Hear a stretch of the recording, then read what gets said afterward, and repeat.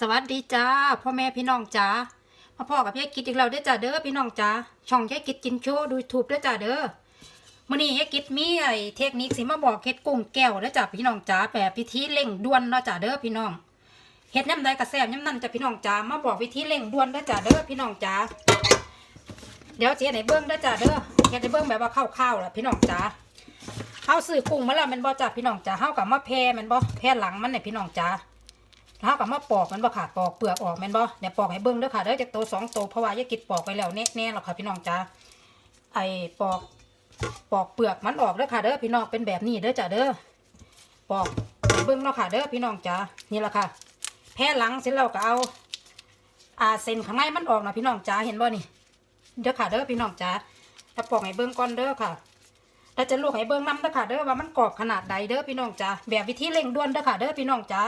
พอมื้อนี้สิกินสุกี้กันค่ะพี่น้องจ๋าบ่มีเวลาโดนนะกับปอกไว้แน่แล้วเด้อพี่น้องจ๋าแต่ละสิท่ายเบิ่งอ่ะพี่น้องนี่ค่ะปอกไว้แล้วเนาะค่ะเด้อ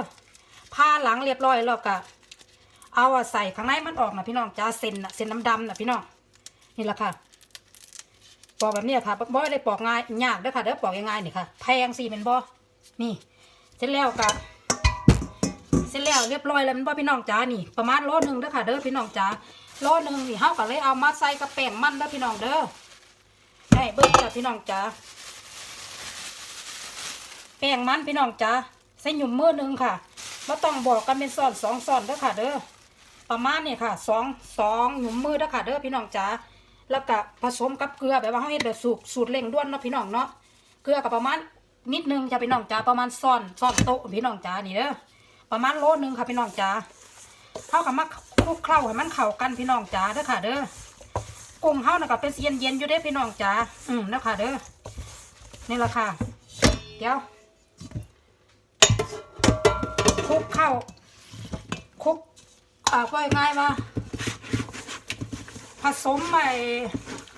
แป้งมันนี่ให้มันตัวใสขึ้นนะพี่น้องจ๋าสำหรับแป้งมันนี่ในตัวกุ้งใสเด้อค่ะเด้อแต่ว่าเกลือเนี่ยให้กุ้งเด้งแล้วก็ให้กุ้งตัวแข็งนะพี่น้องจ๋าแป้งมันน่ะเน้นสำหรับให้กุ้งตัวใสกับพี่น้องจ๋านี่เด้อค่ะเด้อแล้วก็คลุกเข้าไปประมาณ5 นาทีเด้อค่ะเด้อสมมุติเรากินแบบเสกสูตรเร่งรัดนะพี่น้องจ๋าคลุกเข้าจาก5 นาทีพี่น้องจ๋าแต่ว่ากันสูตรปกติบ่เร่งรัดน่ะคลุกเข้าจาก10 นาทีคลุกเข้าเบาๆเด้อค่ะเด้อพี่น้องจ๋าจะเสียเฮ็ดแห้งเด้อค่ะเด้อแต่ของยายกินเฮ็ดแรงได้เพราะเป็นยังค่ะเพราะว่ากุ้งมันตัวเด้งอยู่แล้วค่ะพี่น้องจ๋าเพราะว่าตอนน้ำมะแกนเป็นเย็นอยู่ค่ะเพราะว่าแช่น้ำเย็นตอนแก่เด้อค่ะเด้อพี่น้องจ๋าบ่ได้ท่าให้เบิ่งเนาะแช่น้ำเย็นตอนแก่พี่น้องประมาณนี้แหละค่ะคลุกเข้าไปคือบอกนี่แหละค่ะแป้งมันประมาณจะ2 ยุบมือนึงจ้ะพี่น้องจ๋าแล้วก็เกลือกับประมาณ1 ช้อนโต๊ะสำหรับ1 กิโลด้วยพี่น้องจ๋านี่แหละค่ะคลุกเข้าของสิล่ะพี่น้องคลุกเบาๆพี่น้องจ๋าอันนี้บอกสูตรเร่งด่วนเด้อพี่น้องจ๋าเฮาสิกินเดี๋ยวนี้จ้ะพี่น้องจ๋าประมาณนี้เด้อนี่ค่ะพี่น้อง นี่ค่ะเห็นบ่เห็นเมือกมันบ่น่ะพี่น้องจ๋าเมือกออกเห็นบ่นี่ออกอยู่ทั้งนี้เนาะนี่ครับพี่น้องจ๋านี่เมือกเลยค่ะพี่น้องจ๋ามันก็สิให้กุ้งตัวใสค่ะคือที่เฮาไปกินในร้านดังๆใหญ่ๆน่ะพี่น้องจ๋าเกลือเนี่ยเฮ็ดให้กรอบให้เด้งแป้งมันเฮ็ดให้กุ้งใสเด้อค่ะเด้อพี่น้องจ๋านี่แหละค่ะคลุกไปเด้อค่ะเด้อพี่น้องอันนี้สูตรเร่งด่วนเด้อค่ะเด้อพี่น้องจ๋าประมาณนี้เด้อค่ะเด้อสูตรเร่งด่วนเด้อค่ะเด้อคลุกประมาณนี้เด้อค่ะเด้อแบบนี้เด้อเสียได้เบิ่งพี่น้องนานี่เห็นบ่จับคลุกไปพอคลุกเสร็จแล้วแม่นบ่พี่น้องจ๋าเฮาก็เอาแบบนี้ล่ะพี่น้องจ๋านี่เห็นบ่นี่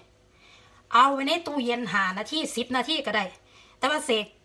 สูตรเร่งด่วน5 นาทีเด้อพี่น้องจ๋านี่เอาไว้5 นาทีแม่นบ่นี่เดี๋ยวเสียได้เบิ่ง5 นาทีเสร็จแล้วแม่นบ่พี่น้องจ๋านี่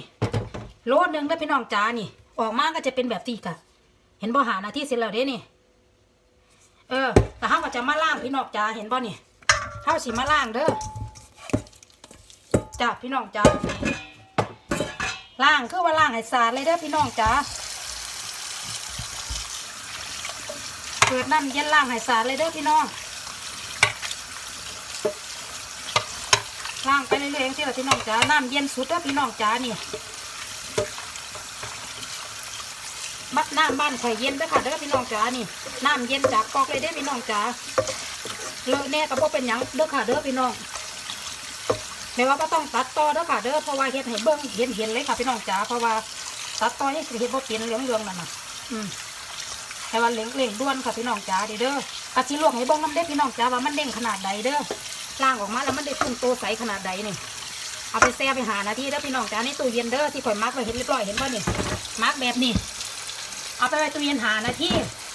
แบบเร่งด่วนเด้อถ้าพวกเจ้าบ่กินเร่งด่วนก็10 นาทีครึ่งชั่วโมงก็ได้คือแล้วแต่ข่อยบอกนี่คือสูตรเร่งด่วนหานาทีเพราะว่าข่อยจะกินเดี๋ยวนี้พี่น้องจ๋า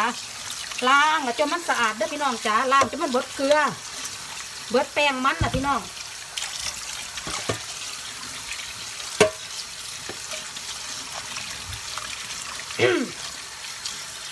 เห็นบ่ค่ะพี่น้องจ๋าก็ได้กุ้งตัวใสขึ้นมาแล้วเด้อโอ้โหกุ้งตัวใสพี่น้องจ๋าใสแล้วก็แข็งเด้งน้ำพี่น้องจ๋าเห็นบ่ให้เบิ้งเด้อพี่น้องบัดที่นี่เห็นบ่พี่น้องจ๋าเห็นตัวใสของกุ้งบ่ค่ะใสขึ้นมาเลยได้เห็นบ่นี่พี่น้องจ๋านี่เด้งพี่น้องจ๋าเบิดสุดตัวเลยทั้งใสทั้งเด้งพี่น้องจ๋าให้เบิ้งต้องล้างให้สะอาดเด้อค่ะเด้อสะอาดแล้วเนาะนี่เนาะนี่สะอาดแล้วค่ะพี่น้องจ๋านี่เห็นบ่นี่ความใสความเด้งจากพี่น้องจ๋าได้สิพี่น้องให้เบิ้งเด้อค่ะเด้อว่าเด้งว่าใสขนาดใดเด้อค่ะเด้อพี่น้องแล้วถอดถุงมือก่อนเด้อค่ะเด้อพี่น้องบัดที่นี่ถอดถุงมือก่อนแล้วจะลวกให้เบิ้งน้ำเด้อพี่น้องเด้อตามกันมาเลยจ้ะพี่น้องจ๋าตามกันมาเลยเด้อค่ะเด้อจะลวกให้เบิ้งนะพี่น้องจ๋าแล้วตามกันมาเลยเด้อค่ะเด้อพี่น้องนี่ค่ะนี่ต้มหม้อน้ำไว้แล้วเด้อค่ะเด้อพี่น้องนี่เด้อค่ะเด้อต้มหม้อน้ำไว้เรียบร้อยแล้วพี่น้องจ๋าโอเคเนาะเห็นอยู่เนาะต้มแบบนี้แล้วเนาะพี่น้องเนาะโอเคเด้อค่ะเด้อนี่แหละค่ะสลัดต้มหม้อไว้แม่นบ่พี่น้องจ๋าน้ำสำหรับนอกไว้เด้อค่ะเด้อน้ำเย็นกับน้ำแข็งน้ำเด้อพี่น้องเห็นบ่ก้อนน้ำแข็งข่อยนี่เห็นบ่นี่โอ้ยนักข่อยนักพี่น้องจ๋าข่อยวางไว้ก่อนเดี๋ยวก็จะลวกให้เบิ้งได้พี่น้องจ้าว่ามันเด้งดึงขนาดใดเด้อพี่น้องน้ำเดือดแล้วแม่นบ่นี่เด้อค่ะเด้อต้องต้มน้ำเดือดไว้เด้อค่ะเด้อ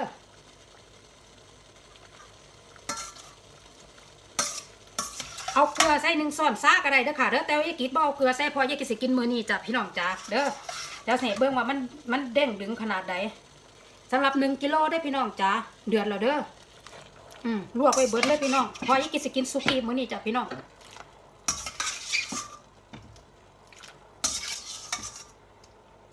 สีเฮ็ดจิ้มแจ่วเกิดนี่ยังอ่ะแจ่วน้ำจิ้มซีฟู้ดพร้อมเด้อค่ะเด้อพี่น้องจ้าลวกให้เบิดเด้อค่ะเด้อพี่น้องมื้อนี้เด้อจะให้เบิ่งจ้ะพี่น้องจ้าเริ่มดึงเลยเด้อพี่น้องจ้าเห็นบ่นี่ดึงเลยเด้อพี่น้องจ้านี่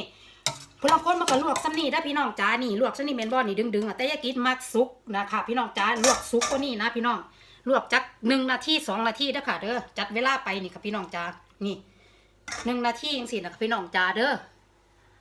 มันนั่นแหละลวกให้เบิ่ง2 นาทีเด้อค่ะพี่น้องจ้าเนี่ยเด้อค่ะพี่น้องนี่แหละค่ะ ดึงเราได้พี่น้องจ้าเสียให้เบิ่งเด้อบัดที่เนี่ยเดี๋ยวดึงเสร็จแล้วได้พี่น้องจ้าปิดไฟเด้อบัดที่นี่จ้ะพี่น้องจ้าเห็นบ่อย่าคิดเอาซ้ำนี่เด้อพี่น้องจ้าได้เห็นเบิ่งเด้อค่ะเด้อโอ้ยมือกับทนท่านเด้อพี่น้องให้เบิ่งตอนบ่ทันได้นอกน้ำเย็นเด้อพี่น้องโอ้ฮ้อนเห็นบ่พี่น้องเห็นบ่ความดึงน่ะแล้วได้กินสินอกน้ำเย็นไปเด้อพี่น้องจ้าไว้แต่เฮ็ดกินที่หลังอีกเด้อค่ะเด้อเปลี่ยนหม้องบัดที่นี่กุ้งแก้วเด้อพี่น้องจ้ากุ้งแก้วดึง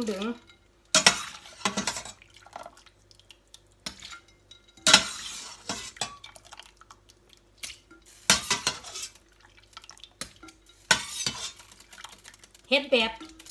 สูตรว่าต้องตัดต่อได้พี่น้องจ้าพี่น้องเบิ่งชัดๆเลยเด้อค่ะเด้อนี่ค่ะพี่น้องเห็นบ่นี่เย็นแล้วพี่น้องจ้าได้ให้เบิ่งที่เนี่ยนี่เห็นบ่พี่น้องจ้าเด่นดึงเห็นบ่นี่กินให้เบิ่งเด้อค่ะเด้อพี่น้องจ้าเห็นบ่นี่แล้วค่อยกินให้เบิ่งจ้ะพี่น้องกรอบบ่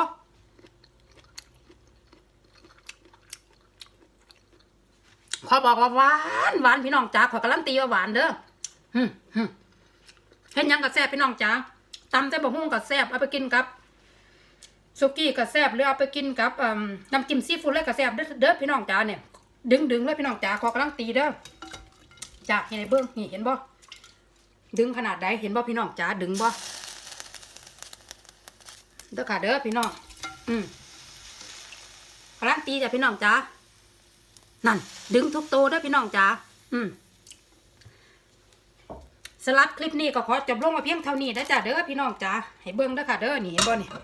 เอาตั้งให้เบิ้งเลยเด้อค่ะเด้อนี่เห็นบ่นี่กุ้งแก้วเด้อจ้ะเด้อพี่น้องจ๋าสำหรับคลิปนี้ก็ขอจบลงมาเพียงเท่านี้จ้ะพี่น้องจ๋าเจอกันคลิปหน้าเด้อค่ะเด้อสวัสดีจ้าสวัสดีจ้าเจอกันคลิปหน้าเด้อค่ะเด้อขอบคุณหลายๆจ้าสำหรับกุ้งแก้ว